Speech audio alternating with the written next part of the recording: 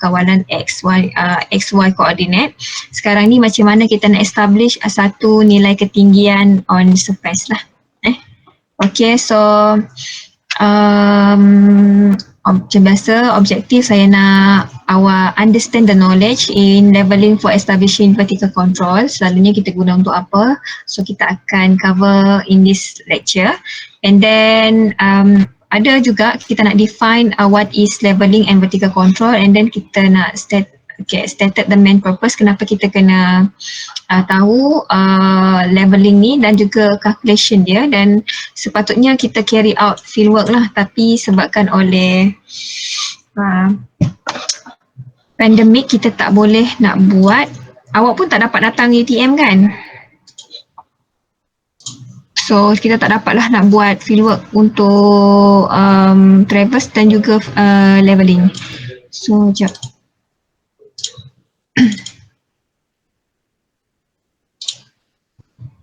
Saya nak pakai this one. Okay. Okay. Senang sikit nak lukis ni. Okay. So ni yang kita akan cover, tapi tak adalah detail macam mana student geometrik belajar benda ni. So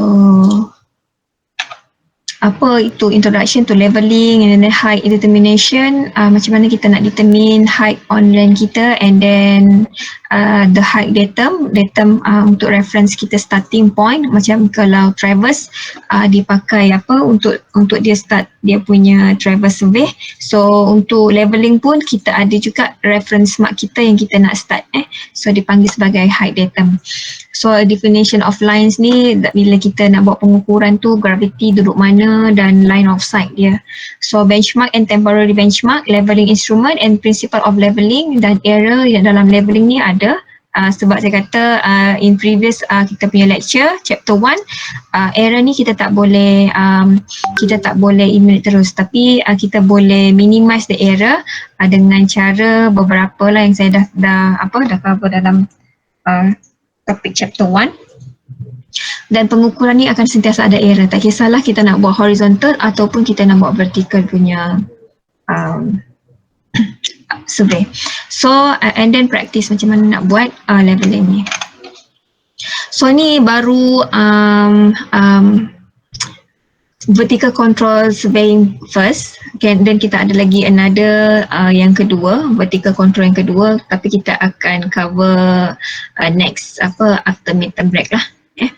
So recap balik, what is surveying? So surveying may be defined as the art of making measurement of the relative positions of natural and man-made features on the earth surface and presentation of this information either graphically or numerically. So benda ni relative position bukan sahaja untuk X dan Y, tetapi dia boleh contain dengan height.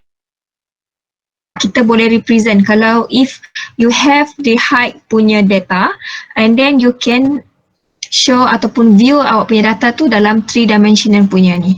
Tapi kalau awak hanya ada X dan Y sahaja, so dia dalam 2 dimensional. So if you have height information, so you boleh masukkan graphically ni, awak boleh tengok dalam bentuk 3D lah. Common method of presentation is by way of plane, sama ada kita buat plane 2 dimensional ataupun 3 dimensional. So bila pakai 3 dimensional yang saya kata tadi, as I mentioned, height can be shown by contour. Kita boleh dengan height information kita boleh produce contour ataupun kita boleh draw contour, lukis contour, and spot height or symbol for each feature. Setiap pokok tu berapa ketinggian dia, so kita boleh tunjuk dalam plan kita. Dan contour ni untuk tengok kawasan bukit, kawasan yang rendah, kawasan lembah, so kawasan yang tak berbukit. So dengan contour tu kita boleh nampak the earth surface punya. Dia boleh macam ni semua.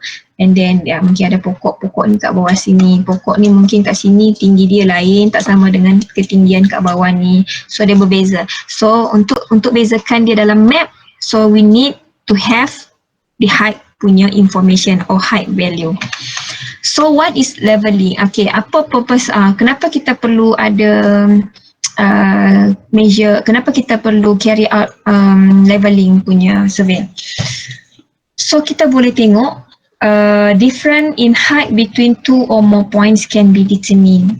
So kalau kita buat leveling, pengukuran aras, dalam bahasa Melayu dalam aras lah leveling survey ni bila kita buat daripada point 2 ke point 1, daripada point A ke point B, dia mesti akan ada different height. Tanah kita ni tak adalah rata mana so kita boleh tengok perbezaan ketinggian between two points.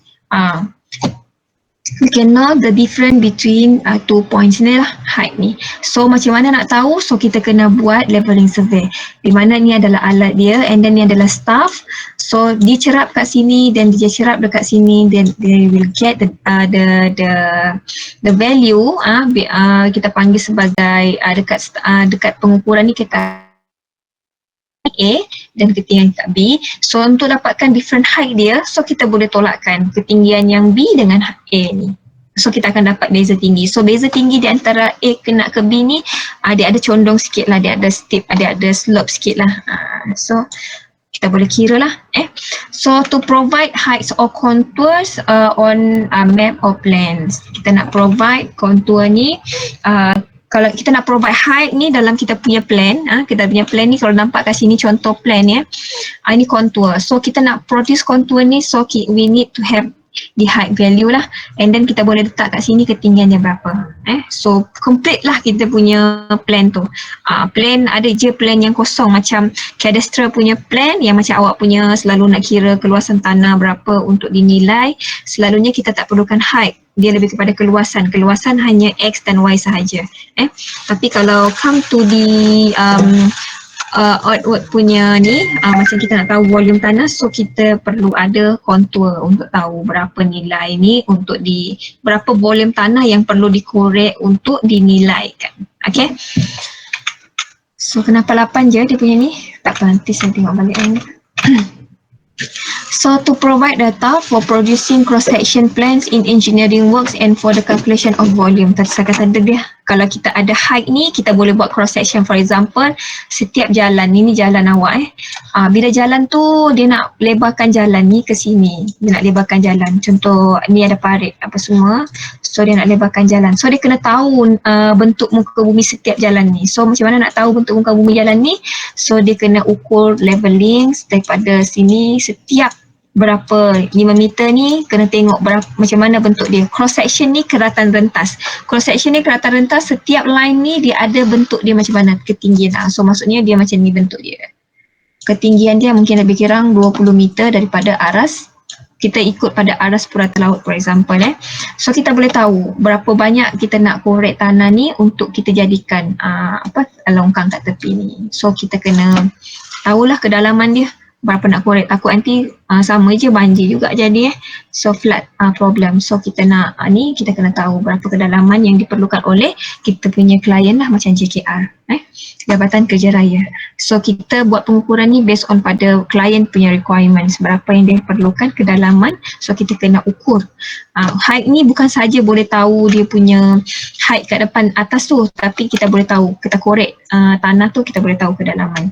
So we need to carry out leveling lah.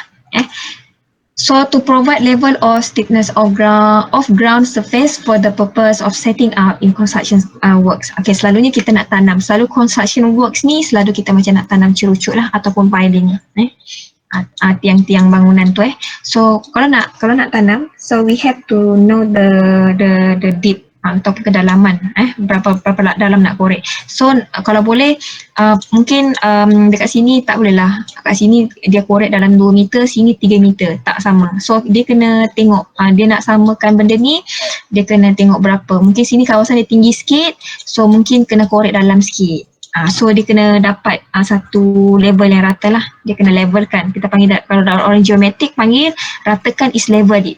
So kita nak levelkan dia ni biar dia sama je kedudukan dia, ketinggian dia So bila dah tanam tu, then baru dah tanam and then baru dia boleh buat another structure lagi. So itu untuk ni, dan yang seterusnya adalah structure monitoring. kita nak monitor structure yang kita buat, for example untuk coastal area lah, kawasan pantai, kita nak tahu kukuh dia, kalau dia berubah mungkin akan berubahlah nilai ketinggian dia. Mungkin kalau dah dikena hit by the wave dengan wind, mungkin benda ni akan, water ni akan berubah. So kita nak monitor dia, kita kena buat leveling survey. So macam mana dia akan berubah, dia akan ada tengok perbezaan ketinggian before dan after punya ni. Mungkin ini dia pergi dalam mungkin 2010, and then last Disember 2010 datang lagi untuk monitor is it this breakwater ni okay ke tak. So dalam 2020 mungkin dalam setiap setahun sekali dia akan monitor this structure. Sama lah macam ni juga, dia akan monitor. So benda tu semua untuk buat monitoring untuk structure lah. Sebab tu dia panggil sebagai structure monitoring. So untuk tengok pergerakan dia, sama ada dia ke dalam ataupun dia tetap dengan bila dia dah ditanam semua, dah dibuildkan semua dia punya ni, dia construct semua all dia punya material ni. So nak nampak dia punya stable ke tak, so dia kena buat leveling lah. Okay. So kenapa last dah ni? Sekejap saya tengok dulu. Saya risau. Okay, sekejap. Slide.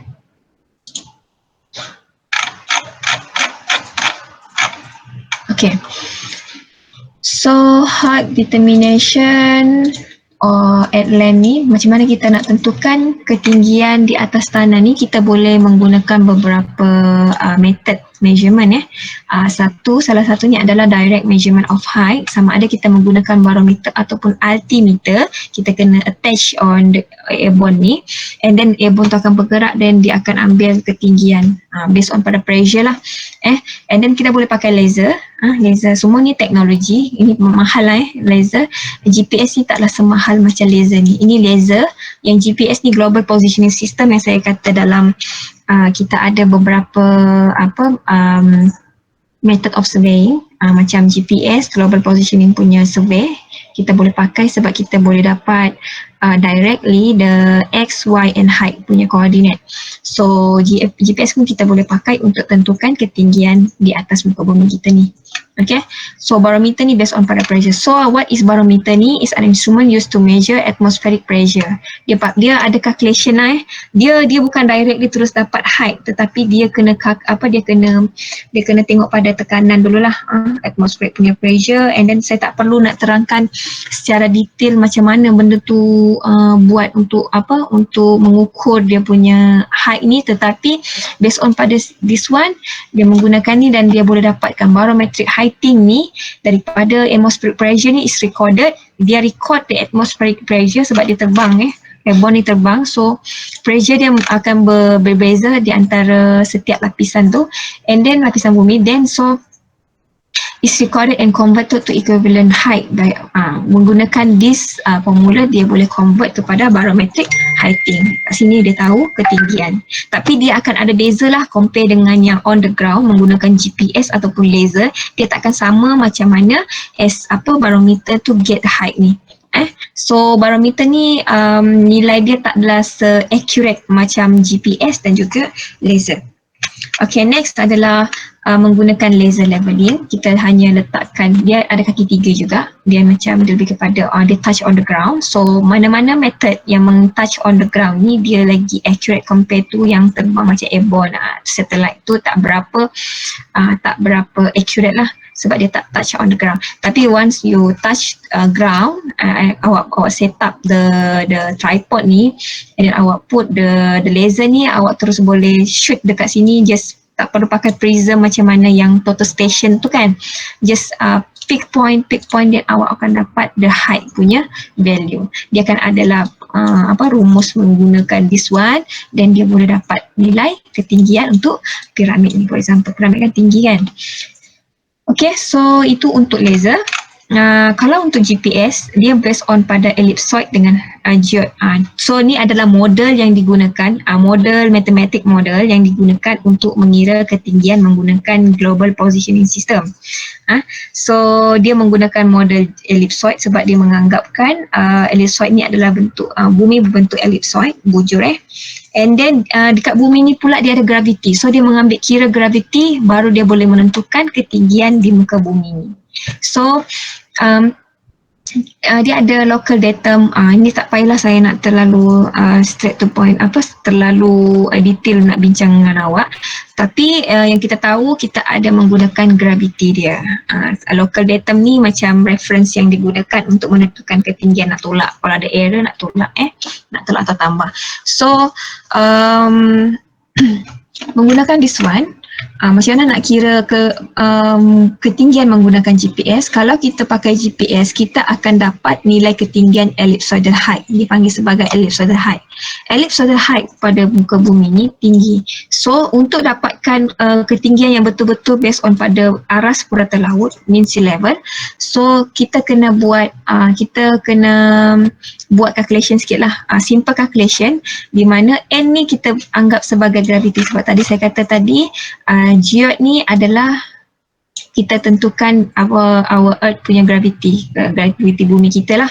Kalau kita dapat, and then kita boleh masukkan in this formula, and H ni adalah kita anggap sebagai height yang based on pada mean sea level, dan H kecil ni adalah ellipsoidal height. So untuk dapatkan H besar ni, so H yang ellipsoid height ni yang dapat daripada GPS punya measurement, awak minus with the geode punya value ataupun gravity. So accuracy dia dalam lebih kurang 5 cm.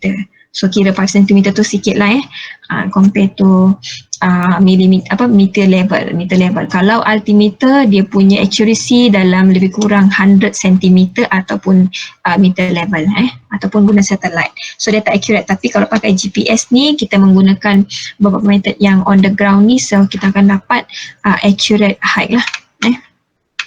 Ataupun another method yang kita boleh pakai adalah menggunakan trigonometrical heighting.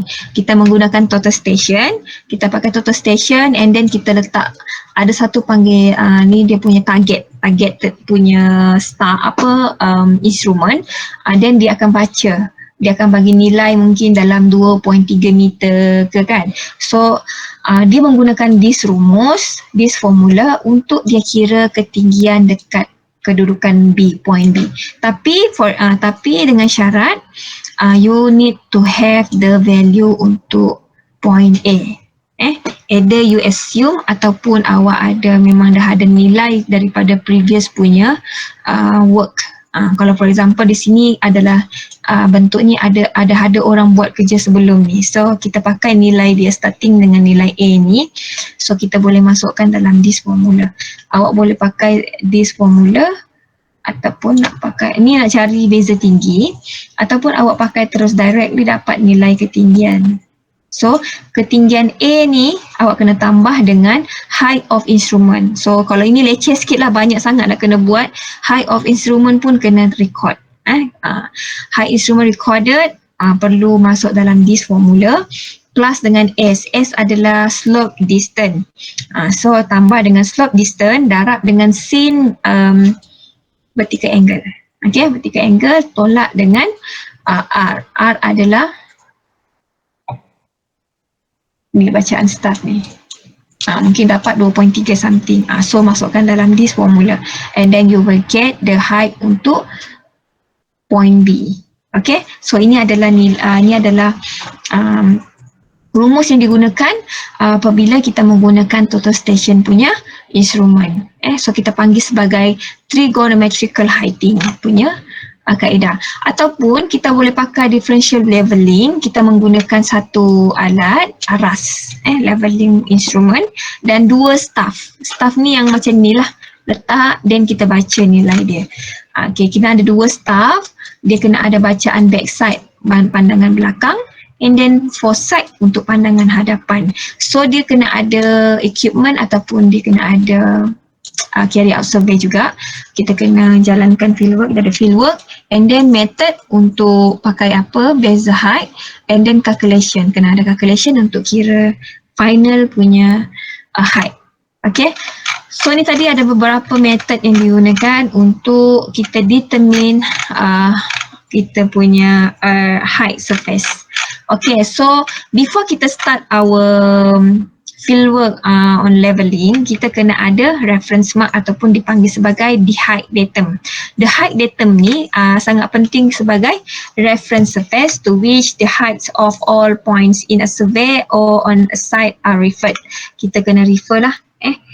So kalau dekat Malaysia ni kita ada tight gauge station at Port Klang. Itu nilai dia start kat situ, kita punya nilai MSL adalah kosong. Tetapi jauh lah pula dekat Port Klang. So JUPEM, Jabatan Ukur dan Pemetaan Malaysia, dia ada establish setiap negeri ni ada beberapa datum yang diorang buat supaya kalau kita buat kerja kita hanya refer pada datum-datum yang dekat dengan kita. Takkan nak pergi Port Klang, nak buat kerja dekat Skudai nak pergi Port Klang. So tu nampak macam senang, tak praktikal, terlalu jauh. So dia orang buat satu establish, tapi dia kena ada ni beberapa ni, tak perlu nak tahulah, cuma kita kena tahu kita punya aras purata laut diukur based on pada tight gauge station dekat kita ada beberapa tight gauge station dekat Port Klang, kita ada dekat Kelantan, kita ada setiap negeri dia ada tight gauge station di mana MSL diukur. MSL ni sebenarnya MSL adalah mean sea level. Aras purata laut ni kita tak boleh nampak. Yang kita boleh nampak aras paling tinggi, aras laut paling tinggi dan aras laut paling rendah. And then nak dapatkan mean sea level, kita kena calculation, kita kena buat calculation plus paling tinggi plus dengan paling rendah dan bahagi 2, itu adalah MSL. So MSL tu starting dengan 0 meter. Okay, for example this one ni MSL ni, nilai ni adalah 0 meter. Dia letak staf kat sini, so akan dapat nilai mungkin 0.325. Terus buat pengukuran, teruskan pengukuran. Okay, maybe arbitrary or national height datum, sama ada dia adalah assumption ataupun dia adalah national height datum daripada JUPEM yang ada nilai lah. Assumption ni macam mean sea level tadi lah. Contoh dia adalah mean sea level. Kita tak nampak pun garis mean sea level tu. Tapi sebabkan oleh kita menganggap mean sea level kita dapat based on pada paling tinggi dan paling rendah. So kita dapat ambil yang tengah-tengah. So nampak fail lah kat situ. Kat situ kan starting dengan 0. So in Malaysia we use mean sea level value at Port Klang, tight observation as a reference or datum kita lah. So bila diorang nak establish ke negeri-negeri lain, so dia kena refer pada this Port Klang untuk dia establish dia punya pengukuran ketinggian setiap. Ini dekat tight gauge station dekat Kukup Johor, dan ini tight gauge station dekat Geting Kelantan. Okay, ini macam mana dia build dia punya guard station.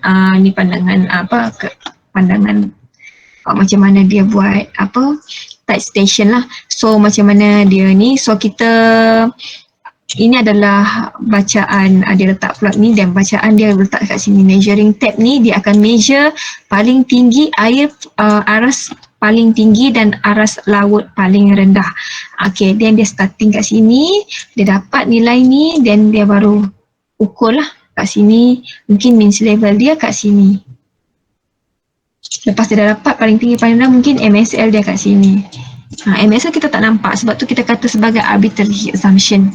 MSL tak nampak, tapi to be fair takkan nak ambil aras paling tinggi kan. So sebab air laut ni dynamic, dia paling tinggi, kadang-kadang dia rendah. So kita pun tak tahu kat mana kita nak ambil sebagai reference point kita.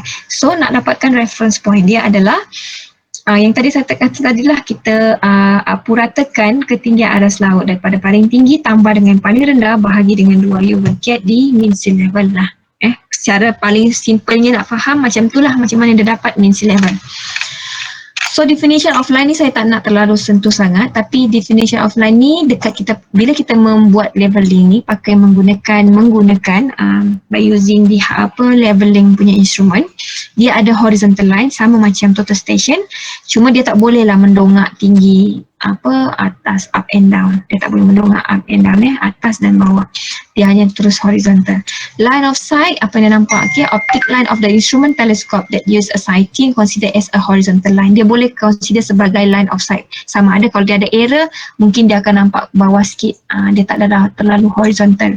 Kalau horizontal line ni, a line that is tangential to the line, level line at any particular point because it is perpendicular to the direction of gravity. Okay, horizontal line, gravity bawah ni. So dia perpendicular dengan gravity sentiasa bawah ni.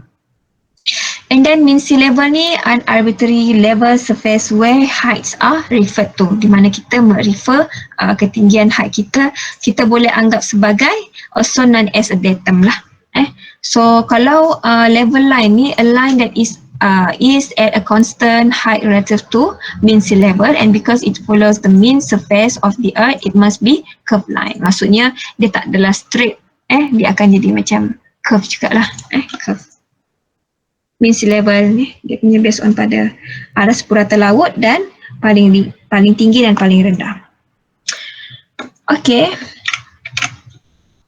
Yang ini tak perlu nak ni sangat, cuma bila kita nak tentukan ketinggian, so kita kena ada vertical line and then kita kena ada surface. Ini adalah surface kita.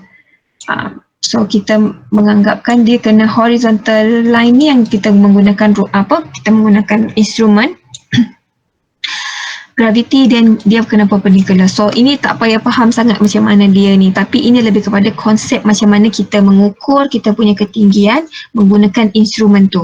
Yang penting adalah horizontal line, di mana alat tu memang akan sentiasa horizontal.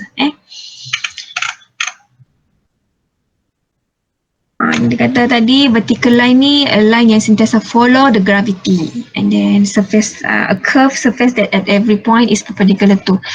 Bila masuk kepada level surface ni dia sentiasa perpendicular dengan this vertical line.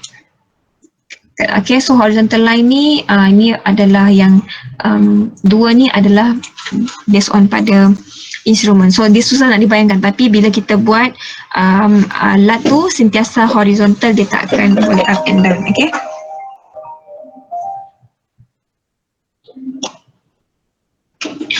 Okay, so ini tak perlu. Okay, jet tadi tu yang saya kata, jet ni dia ada gravity, dia akan ada nilai. Ke sini dia akan ada nilai gravity dia jugalah. So benda ni semuanya serve datum for elevation and astronomical observation. Dia kena ada guna alat untuk mengukur gravity kita punya bumi ni. Okay. So vertical datum ni any level surface which elevation are referred, di mana kita merujuk lah. So datum ni apa yang kita rujuk itu adalah datum. So definition of lines seperti macam backside ataupun pandangan belakang, first staff reading taken at instrument station. Contoh ini adalah awak punya alat. Katakan awak nak ukur ketinggian sini dan ketinggian yang kedua ni, A dan B. Ini A, ini B punya ketinggian. Okay, so this one ukur, okay. Yang mana first awak measure itu adalah backside, and then second adalah last staff reading. Dia panggil last staff reading, bukan second. Okay, last staff reading lepas awak dah settlekan semua kat sini, and then last kali adalah foresight, pandangan berhadapan. Last staff reading taken at instrument station before the instrument move to another station. Before dia nak move kepada next station, dia kena ada foresight punya reading dulu lah. Okay, so change point ni, point where position of instrument change and foresight reading is taken, and then backside reading. Okay, change point ni daripada point sini ke point seterusnya, itu adalah change point. After you got the foresight punya reading, and then you want to move your instrument, and then we call it as a change point. So intermediate side, any other staff readings taken at in between the backside reading and the foresight reading at instrument station. For example, kat sini awak ada backside. Ni awak dah ambil backside. Tiba-tiba awak nak ambil kat tengah-tengah ni. Mungkin awak hold. So awak nak tengok ketinggian dia, dan awak terus measure juga. So ini dipanggil sebagai intermediate side.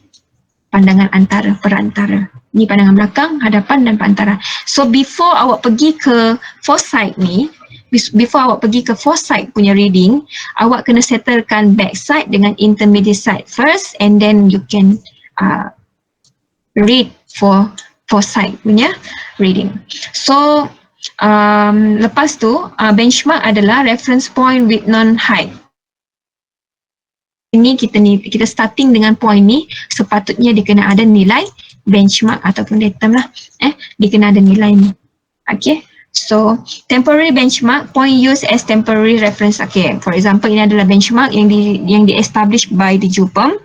Kalau temporary benchmark ni di establish oleh kita pun boleh, oleh license dan surveyor, kita boleh jumpa dia. Nanti saya akan masuk macam mana apa itu temporary benchmark. So kita datum reference, reference space where height of a point is referred to. Datum tadi yang saya tunjukkan tadi, datum sama ada national vertical datum ataupun mean sea level tadi. And then benchmark ni dia refer juga kepada datum.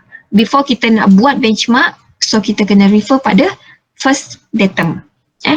Okay, reduce level adalah height. Kita panggil height information right ataupun height value. Tapi kalau dalam leveling punya job ataupun work, kita panggil height tu sebagai reduce level. Height of a point above a datum. Okay, inverted staff ni, staff is held upside down with the base of the staff on the height point. For example, bila awak jalan, awak nak ambil ketinggian jambatan. Tapi jambatan tu tinggi lah. Macam tu ni jambatan. So awak jalan lalu. So awak kena terbalikkan awak punya staff tu. Terbalikkan, tapi bila awak baca, awak kena baca dia sebagai negative reading lah. Ini adalah positif macam ni, yang normal macam ni, awak letak dekat on the ground, ini adalah normal. So ini awak baca sebagai positive value. Tapi kalau kat sini, awak terbalikkan staff tu, and awak baca, awak kena letak negatif. Sebab ada terbalikkan konsep dia. So what is benchmark dan temporary benchmark?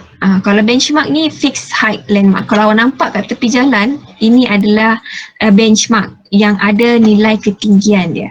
Selalunya on the surface of the earth. Maksudnya selalu yang establish this benchmark adalah JUPEM, Jabatan Ukur dan Pemetaan Malaysia. Sebab dia perlu betul-betul menggunakan metod dan alat yang canggih supaya dapat menghasilkan satu height information yang very accurate.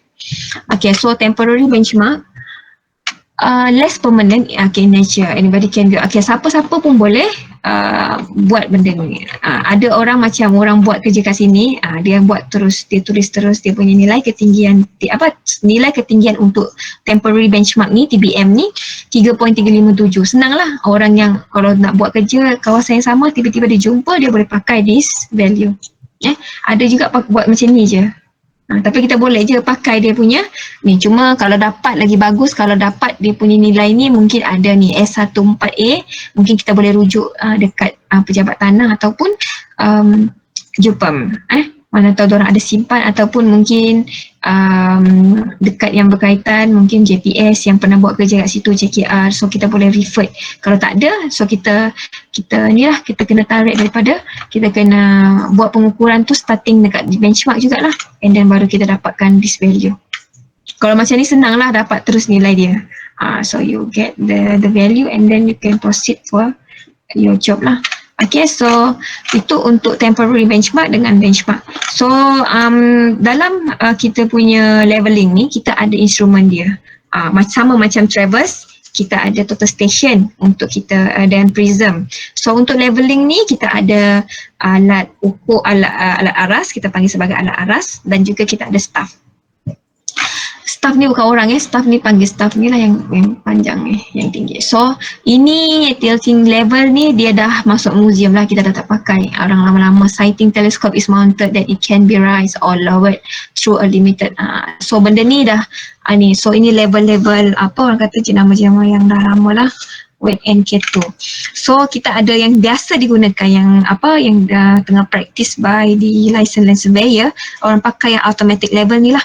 Auto level set up fast and then easy to use and then save time and money on every job.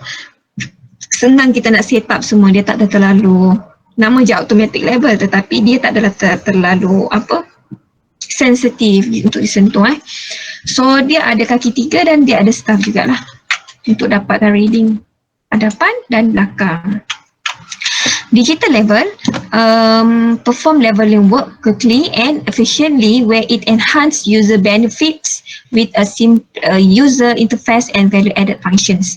Ini digital level tapi dia sangat sensitif lah. Tapi bagusnya awak boleh calculate terus data-data awak kat dalam ni sebab dia ada memory, boleh save your job semua ni, ada your data, and then awak boleh buat calculation. Delta height ni maksudnya perbezaan ketinggian, different height, height different. So awak boleh calculate kat sini, tak perlu nak masuk office dan kira manual. So boleh calculate tapi dia sangat-sangatlah sensitif. Saya lagi suka pakai yang this one, automatic level. Senang nak set up the instrument dan tak adalah cek-cek sangat. Kalau ini tekan sikit dia dah gerak sikit pun dia dah berubah nilai dia. So laser leveling, kita boleh pakai laser leveling yang macam saya terangkan in previous punya lecture tadi, and previous lecture pula, previous kita punya slide tadi. Okay, so laser leveling ni kita boleh control tool consisting of a rotating laser beam projector that can be fixed to a tripod. Kita boleh fixkan tripod dan kita letak je macam ni dan dia berputar, dia akan terus dapat semua ketinggian menggunakan laser. Lagi canggih lah. Ini harga pun setengah juta. Compare dengan ni, harga baru dalam 10,000, 20,000. Tak sama macam ini, yang ini dah sampai setengah juta. Selalunya yang pakai laser leveling ni, selalu bangunan macam KLCC, nak ukur tu kan terlalu tinggi kan, pakai laser je. Kalau pakai ni, mungkin sebulan tak siap lagi kerja awak. So dia depends pada job. Klien punya requirement tu, kalau dia macam lebih kepada kawasan bangunan yang tinggi, so dia pakailah laser. Kalau pakai setingkat, 2 tingkat, pakai ni je lah, pakai automatic level kalau nak ukur ketinggian bangunan lah. So this one kena ada tripod kaki 3 dia untuk kita attachkan kita punya, mountkan kita punya alat aras level ni, level instrument. Okay, itu satu hal. Dan satu lagi leveling staff untuk kita baca kita punya target. Kita ada target yang tadi saya kata tadi, back side, kita ada force side dan kita ada intermediate side dan kita ada inverted staff. Okay, so kat sini ini yang lama punya, susah sangat nak baca macam-macam dia. 1 point berapa ni? 1.3 berapa? 1, 2, 4, 6, 8 0.3 berapa? 6 macam tu. So sini 5. So 1.345 sorry 2, 1, 2, 3, 4, 5 1.36 macam tu. So tapi ada lagi yang dia boleh pakai macam ni juga. Ataupun yang baru punya, dia ada juga yang macam ni. Tapi tak rasa complicated macam tadi ni, susah sangat baca. So selalunya budak-budak ni selalu bukan budak-budak ni je, orang luar pun praktis dekat luar tu pakai yang macam ni, senang. Kalau 60 ni bukan 60 lah, dia 0.6. Kalau dia 160, 1.60. Okay, so 0.6 3 berapa, 0.6 dia terbawah sikit ni, 0.625 kat tengah sini. So 0.625. Kat mana indikator dia ada. Okay, so staff bubble dia kena letak dekat staff untuk make sure yang staff tu sentiasa tegak lah. Kalau bubble ni masuk dalam ni, dalam circle ni, so dia adalah tegak, staff tu tegak. Okay, so kena attach dekat sini, kena lekatkan dekat staff ni dan baru boleh tengok. Lepas dah masuk dalam circle ni, dah tegak macam ni, barulah yang alat ni kita boleh pakai untuk baca awak punya bacaan dekat staff ni. So change plate macam ni. Kalau selalunya staffs are to be supported on turning points by using this one lah, change plate ni. Sebab selalunya kadang-kadang kawasan tu, tanah tu yang soft ground yang lembut, so dia tak, so kita pakai yang ni lah, pakai yang change plate ni. Tapi ni berat sangat lah, kadang-kadang orang tak pakai pun. Tapi tengok pada kedudukan dia lah. Kalau kedudukan dia kat tanah, dia bentuk dia jenis yang lembut, so dia tak ada. Okay, so itu dah habis untuk instrumen. So sekarang ni principle of leveling, macam mana dia buat. So ini adalah alat, orang tengok pada teleskop ni, this one, and then dia tengok pada target untuk staff tu. Okay, dia baca. Dia akan ada macam dekat teleskop ni, macam ni, dia akan ada So awak kena tengok dia punya ni lah, jari dia kat sini tengah-tengah, betul-betul yang tengah lah, macam mana total station, and then baca kat sini berapa bacaan dia. So height of instrument, kita kena tahu nilai ketinggian non-elevation yang statik awak punya point. For example kat sini benchmark awak, and then awak plus dengan backside elevation, backside tadi yang awak dapat ni awak tambahkan sama dekat dengan height of instrument tolak dengan foresight kat sini. So boleh dapat beza tinggi. Okey, nanti macam ini mungkin agak susah nak faham macam mana nak kira. Nanti kita akan buat dalam bentuk jadual, and then daripada jadual tu kita boleh buat tolak-tolak dan kita boleh dapat beza tinggi dia. Dia ada cara dia, okay. So height of instrument macam nak dapatkan. So non-elevation ni yang nilai yang tadi benchmark ni dia kata 100 tambah dengan backside punya information, and then awak dapat nilai height of instrument ni lah. For example this one adalah 100 tambah dengan berapa bacaan tadi 0.973, awak akan dapat 100.973. So macam mana nak dapatkan nilai ketinggian dekat A ni, nilai tadi ni awak tolakkan dengan yang awak dapat tadi kat sini, foresight for example, dan awak dapat elevation untuk A. Dia beza tahu, elevation ketinggian kedudukan A, tanah A takkan sama height of instrument. Kalau height of instrument dia lain. Height of instrument daripada nilai ni sampai ke nilai yang awak dapatnya. So ini adalah tambahkan. Okay. So untuk ni principle of leveling, leveling must start and finish at points with non-point, non-height. Maksudnya awak bila awak starting dengan benchmark, contohlah awak nak buat kerja and then awak nak last, tak kisahlah awak nak patah balik ke ataupun awak nak sehala je, ni return lah, ni two way ataupun one way, pastikan awak stop ataupun yalah awak stop dekat benchmark ataupun TBM lah, temporary benchmark, yang nilai yang diketahui, nilai yang adalah non value. So awak boleh buat comparison, macam traverse lah, awak starting dengan yang awak tahu, then awak kena habis dekat yang awak kena close dekat awak punya starting point, and then awak boleh buat comparison. Same with this leveling punya work ni lah. So awak boleh buat comparison, awak boleh tengok error dia sama ada awak dapat the same value ataupun dia ada difference. Selalunya akan ada different lah. Okay, so can be a loop off from benchmark to benchmark ataupun temporary benchmark ke temporary benchmark. So backside and foresight, ini BS ni adalah backside, bukan babysitter. So BS ni adalah backside and FS ni adalah foresight distance to the instrument should be approximately the same untuk kita reduce error. Maksudnya jarak di antara backside dengan foresight ni dia kena sama lah. Kalau awak buat jangan pula kat sini 10 meter, sini sampai 50 meter. So kita untuk reduce error, untuk kita mengurangkan, kita nak minimize the error, kita kena samakan jarak ni lah. Takut nanti kalau sini terlalu pendek, line of sight dia terlalu besar pula skala dia nak tengok kan. Kalau ni pula terlalu jauh, susah pula nak baca. So nampak error kat situ, mata kita yang error sebenarnya. So untuk dapatkan orang kata yang fair, bacaan reading yang fair, yang adil, so kita kena dapat jarak yang sama. Okay, distance between staff to instrument should not be than 30 meter. Kalau 50 meter dah terlalu kabur, tak nampak pula, tak jelas. Closer at steep, okay, closer at steep slope ni, kalau kawasan slope awak tak boleh dah jauh-jauh, nanti nampak, tak boleh nampak pula awak punya staff nanti.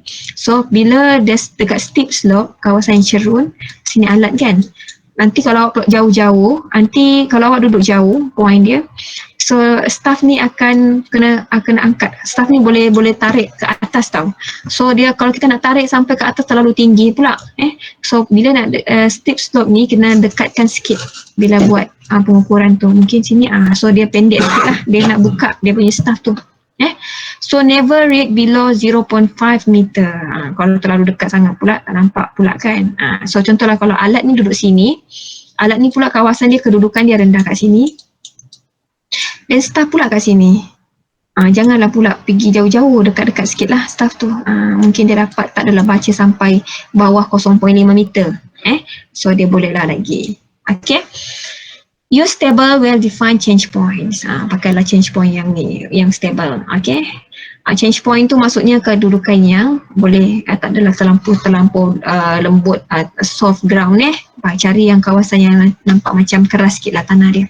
Staff must be held vertically with the help of staff bubble. Maksudnya bila awak nak berdirikan staff ni, awak kena pakai staff bubble tadi ni lah. Staff bubble. This one. Kena pakai ni. Selagi awak tak pakai tu, selagi tu kawan awak tak boleh baca dekat alat tu. So itu je untuk principal labeling. So kita pergi ke error. Error ni semuanya adalah, tak kisah awak nak buat traverse whatsoever lah punya measurement yang awak nak buat. In fact dalam kita punya lab pun, kita buat lab ke apa kan, nak buat eksperimen, still akan ada error tangan awak nak letak acuan tu berapa milimeter ke apa kan, so benda tu pun ada error. So error dalam equipment pun ada, error in observational dengan ataupun kita ada error dalam in natural lah. So ini semua list error dia.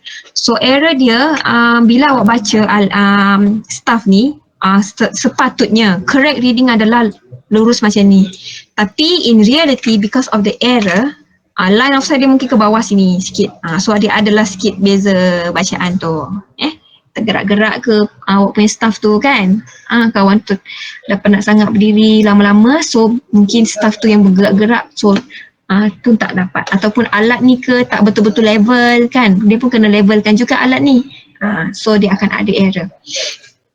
The line of collimation, kita panggil line of collimation is not level. So parallax, parallax ni focus eyepiece on crosshair yang ni lah.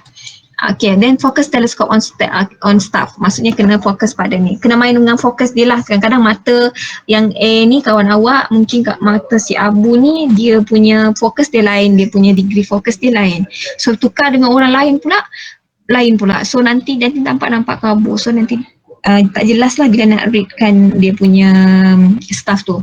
So kalau surveyor yang mengukur tu atau yang observer tu orang yang sama, kena pastikan first dengan until the end punya work pun still orang yang the same person lah yang handle the instrument tu untuk baca.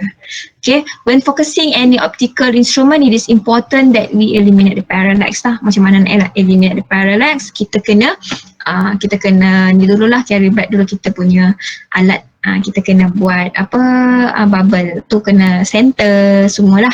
Okay, dan tengok fokus dia betul tak, dapat nampak jelas tak crosshair dia tu, ke crosshair dia ni pun kabur juga, mungkin kena tukar alat baru. Okay, because of dia punya usia tu lah.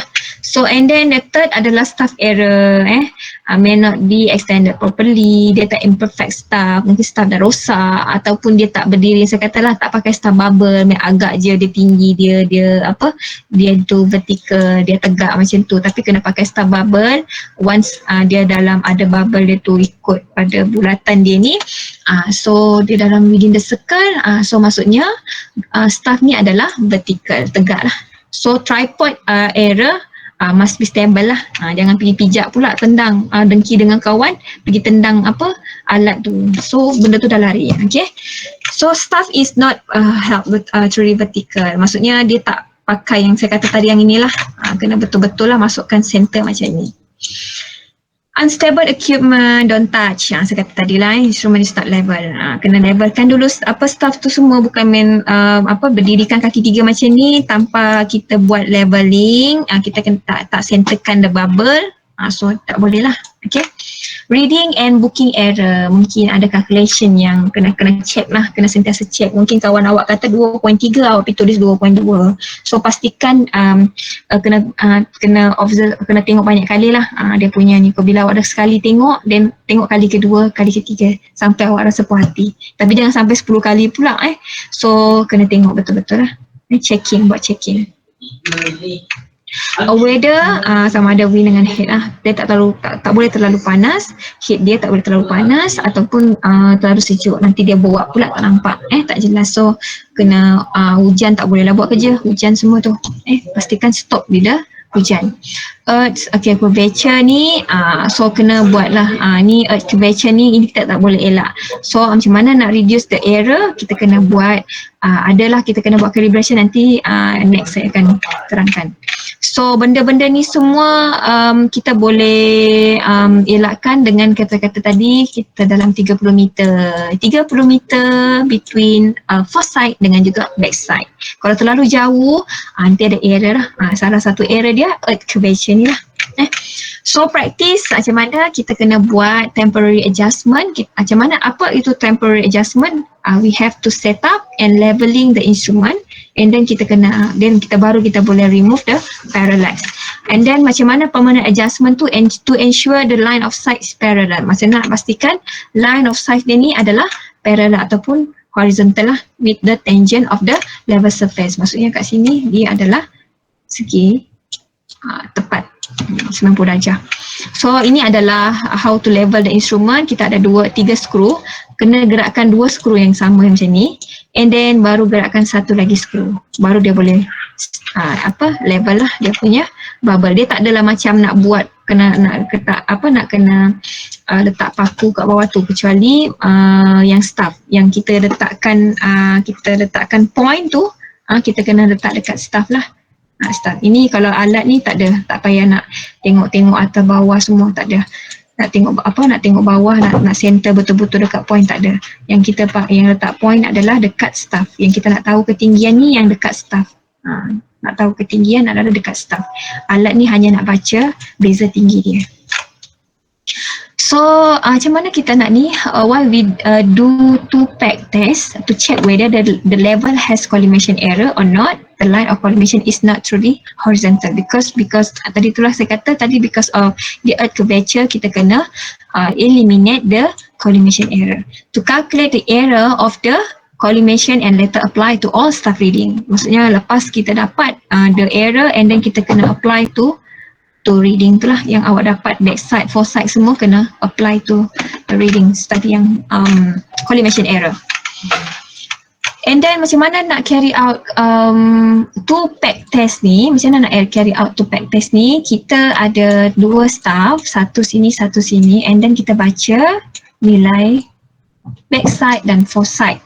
Kita panggil sebagai S2 ni sebagai backside, S1 ni sebagai foresight. Okay, and then baca lagi, ni adalah nilai ni, dan baca lagi 2 kali. Okay, then kalau ada beza tinggi sama dengan beza yang ni, so dianggap sebagai sama, so tak adalah error dia. Ataupun ini awak pindahkan pula, lepas dah ukur macam ni, and then pindahkan pula dekat jarak yang ni, kita tentukan jarak dia ni. So dekat sini adalah awak punya alat, and then baca lagi kat sini. So ini adalah bacaan yang ketiga, S ketiga, and then pergi lagi letak lagi satu kat sini, ketinggian untuk staff, kita baca lagi, so ini sebagai S4. Kalau ikutkan secara betulnya kat sini lah nilai dia. Kalau yang kita dapat yang ini kita dapat ni, yang tak ada macam ni. Ini yang kita dapat, tapi ini kita tak tahu lagi lah nilai dia. Tapi yang kita tahu adalah S3, S4, S3, S2, S1. Nanti kita akan buat perbandingan, okay? So lepas tu nanti macam mana nak kira error dia, S1 tadi awak tolak dengan S2, tolak dengan S3, tolak S4, awak bahagi dengan jumlah jarak awak tadi. Inilah tadi, L ni 1 tambah dengan L this one, L ni dengan L ni, okay? Bahagi dengan L ni, so awak akan dapat error. So error ni kena apply kepada semua observation data. Okay.